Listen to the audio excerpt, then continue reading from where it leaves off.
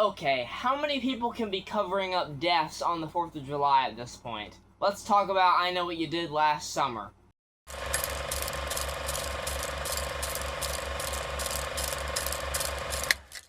Hey guys, AGYT Abbott here. Welcome to my review for I Know What You Did Last Summer. This is a requel, legacy sequel film coming back from the 90s. This is the requel to I Know What You Did Last Summer from the 90s, starring Freddie Prinze Jr., Sarah Michelle Gellar, and Jennifer Love Hewitt. And this is kind of a movie that's giving the Scream 5 treatment, where you have a newer cast of characters, like our lead character, and then you have the legacy characters coming back. You have Jennifer Love Hewitt returning as Julie, and Freddie Prinze Jr. returning as Ray. And I'll be honest with you guys, before I get into this though, this will be a spoiler review. This will have spoilers, so if you guys haven't seen the original or this movie, then steer clear of the review, go watch it, and check it out. I don't know if I'm going to do a non-spoiler one for this. Anyway, I have not really been the biggest fan of this franchise. I've only seen the original movie, and I just thought it was fine. I wasn't all that impressed by it. I was just much more enthralled by something like Scream. But I was like, okay, we're doing a new take on it. We got some legacy characters coming back. We got a new cast. The Fisherman's coming back. Are they going to step it up in terms of the gore, in terms of the kills for this movie? And starting off with some positives, I would actually say the kills are pretty damn good in this movie. They are enjoyable enough. They're not like all-out gore fests like something in Scream where you're seeing, someone get gutted or throats being slit and stuff like that. But you know what? You are seeing, a hook go through someone's neck at some point. You're seeing, a harpoon go through somebody. So there are some pretty damn brutal things happening in this movie, and the people that it's happening to, I couldn't give less of a shit about. So I wasn't very concerned about their fates in this movie, because honestly, guys, apart from Jennifer Love Hewitt and Freddie Prinze Jr.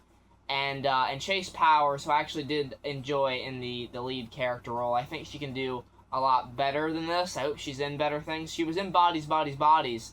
She can do a whole lot better than this, because the acting in this movie is not good, specifically from Madeline Klein. What was she doing in this movie? I don't know if it's a script issue or what, but the script just was terrible in this movie. There are moments where characters are saying things and you were like, that is so poorly timed, that is so stupid, why would you say that in this moment? It just does not make sense. The lead character, well, not the lead, but Madeline Klein, I was so concerned they were going to make her the lead character, so she was insufferable in this. Her fiance gets killed. He gets harpooned through the neck, or sorry, not through the neck, basically everywhere. He gets harpooned pretty bad. And she immediately, the next scene after, she's consoled by her friends, and she's like, does this make me a widow?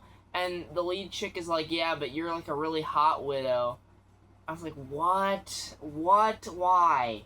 That's just not, the comedy in this movie just tries to go way too hard, and none of it lands. I wasn't laughing a single time during this movie. Just really rough stuff, guys. I was shaking my head. I was like, did they not want to do another take at this scene?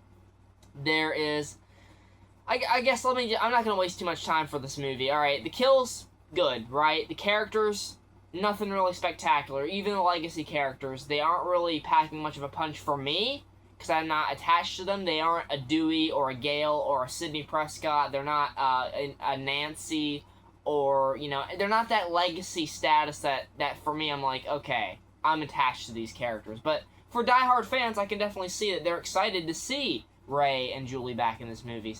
Now, I'm not going to get your hopes up here. You don't get a ton of them. You're not going to get them throughout the entire thing. They are not, like, linked in as, they are in Scream 5, where they're actively involved in the plot. Or Scream 6, even, for that matter.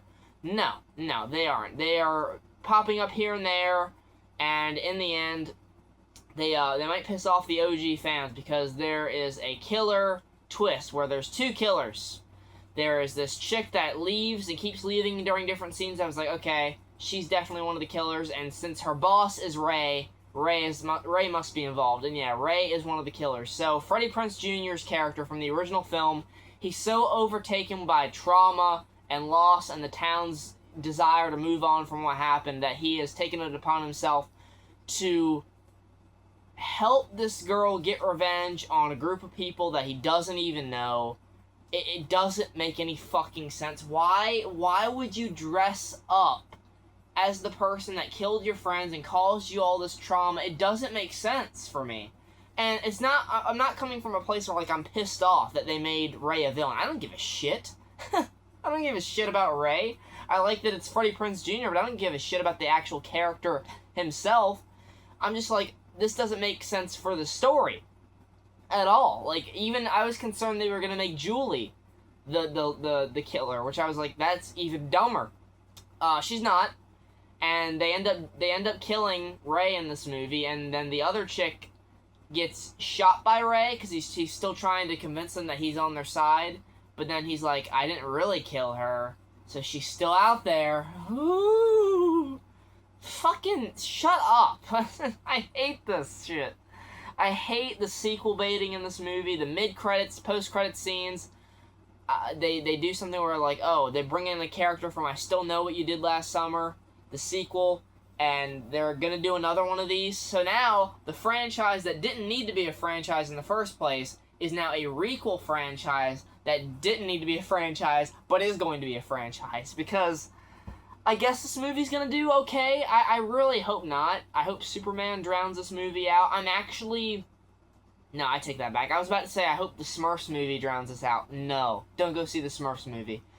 I hope that people go to see Ari Aster's new film over this shit, and I haven't even seen Eddington yet.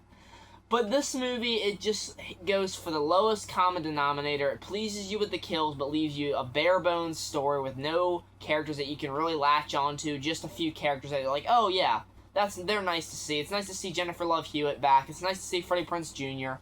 And they do have a cameo from Sarah Michelle Gellar back in this movie, which I really didn't enjoy that scene, even though, in context of the plot, not really needed, doesn't really make sense, but fuck it, I'll give it a pass. Even the third act, I was starting to say, you know what, this hasn't been a great movie, but this is decent. I'm gonna give this a 6 out of 10. And then the ending happened, and I was like, wow, that was just stupid. The journey here already wasn't anything mind-blowing, but I was like, you know what, I'm having a decent enough time with the kills, and, you know, just laughing at certain things that the movie's doing stupidly. And then the third act kicks in, and, like, they take off the Fisherman outfit. You don't even get a final fight between the Fisherman and the final girls, because the girl takes off the Fisherman outfit. She's like, fuck, this is hot.